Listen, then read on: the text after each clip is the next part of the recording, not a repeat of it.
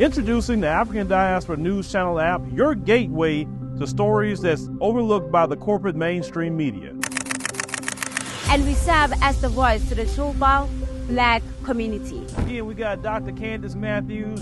A lot of these documents, looking at. We are committed to informing and educating through the power of media. This country is supposed to be about the land of the free for all. It has not been free for Black people, and we are tired.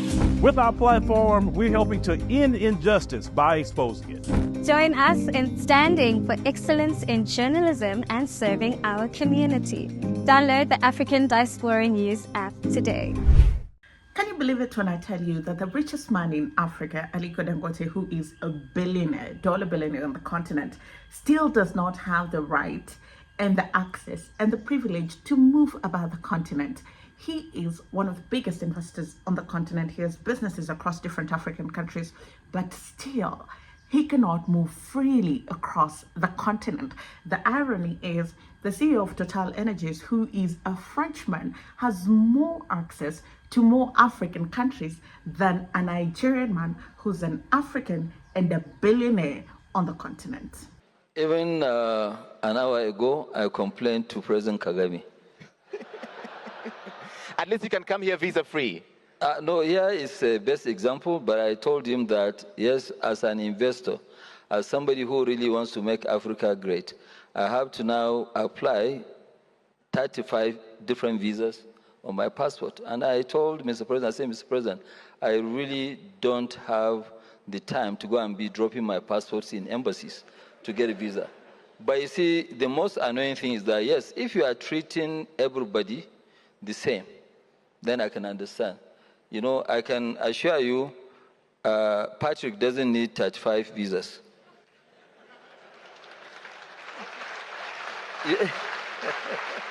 No, I said that. What I'm saying, you have... You don't need 35 visas on a French passport compared to a Nigerian passport. 35 visas on French passport. No. But, so which means you have a freer movement than myself in Africa. Hello there, how are you doing? Welcome to another episode of our Conversations. My name is Ondiro Oganga. I'm a business journalist by profession and a digital content creator. And I love coming on here and having conversations with you guys about Black people, Africans, our empowerment, and how we can rise up and take our rightful place at the global stage. You can connect with me on social media at Ondiro Oganga, or you can come over to my channel at New Dawn Africa, where I profile the continent through people, politics, and culture. Now, I have been MIA from the channel for a while, and I will not be necessarily consistently creating videos. And I'm so grateful to the Africa Diaspora News Channel team for always holding it down, creating great videos, putting it out there, and also allowing me the time to be able to focus on myself. I've been struggling with health challenges, which I continue to address gradually. And so that is the reason why I am not doing as much videos as I could. But I assure you that once I am fully healed and taken care of the things that I'm battling with privately, you'll get to see a lot more of me. With that out of the way, today I wanted to discuss something that happened at the Africa CEO Forum. This is a forum that brings majority of the leaders in the C-suite on the African continent in one place, that they can discuss business, they can discuss policy, they can discuss strategies. And the beauty is that also heads of states and legislators are in the building. So whatever it is that these business people say, then it gets to be taken on by the legislatures, and then they can go ahead and make the necessary changes that are needed to ensure that businesses thrive across the continent.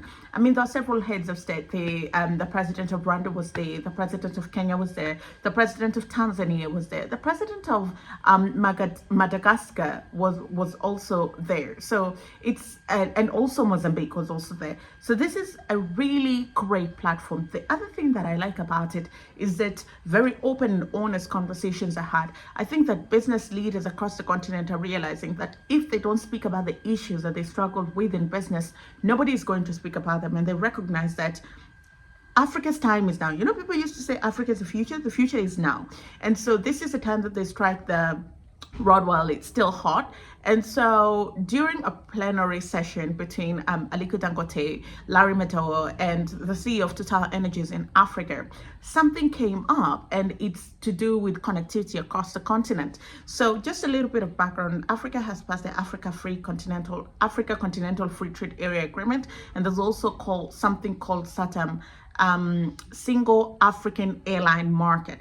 And these are two treaties that are supposed to, one, improve trade and movement of people in the region, but also, two, it's also meant to improve connectivity and the ability of people to move from one region to another through air transport. Now, the irony of this is that while these things have existed for a couple of years, they're yet to begin to be put in place, and people are yet to see the fruits of these two agreements, right? And it always pops its head anytime you want to travel as an African. You quickly realize that Africans do not have access to Africa. And this is something that I think even Wodemaya, who is one of the most popular YouTubers on the African continent and the world in general, has spoken about. Anytime you want to travel as an African, you realize that actually you're not an African, you're just a Nigerian, you're just a Kenyan, you're just a Ugandan, because there's so many visa restrictions. For example, as an East African, I have access to the rest of East Africa because it's the East African community. But to be able to go into other parts of Africa, then you need a visa. And the visa process is not the easiest thing to get access to. For example, before South Africa made it visa-free for Kenyans just at the beginning of, I think, last year, it was really hard to get a South African visa, and when you get it, they'll give you single entry. Something that Larry Madowo has also spoken about is the fact that he goes to Nigeria a lot more often, but they only give him single entry visa. So someone that's there almost every month, why don't you give them a 2-year visa or 1-year visa with multiple entries? And these bottlenecks, you'll think that they're just for ordinary people. Even the richest man on the African continent still has to contend with these issues. During his session, Aliko Dangote was talking about how he needs over 30 visas to be able to travel the African continent. And they still need to see his bank statements. And the irony of this is that the man who he was with on stage, the CEO of Total Energies, who's a Frenchman, doesn't need the same kind of paperwork to be able to travel Africa. He has so much leeway, he has so much freedom to move up and about the African continent as a Frenchman, yet Africans do not have the leeway and the privilege to move about in their own continent. Of course, Aliko Dangote was also very diplomatic about it, saying that President Bola Ahmed Tinubu is working on a policy that will ease traveling to Nigeria for other Africans, and this is just following suit other African countries. For example, Rwanda is visa-free for all Africans. Kenya is also visa-free for all Africans, though you have to go online and apply for an ETA that costs about $30, but it's something that takes about 3 days to 1 week to process.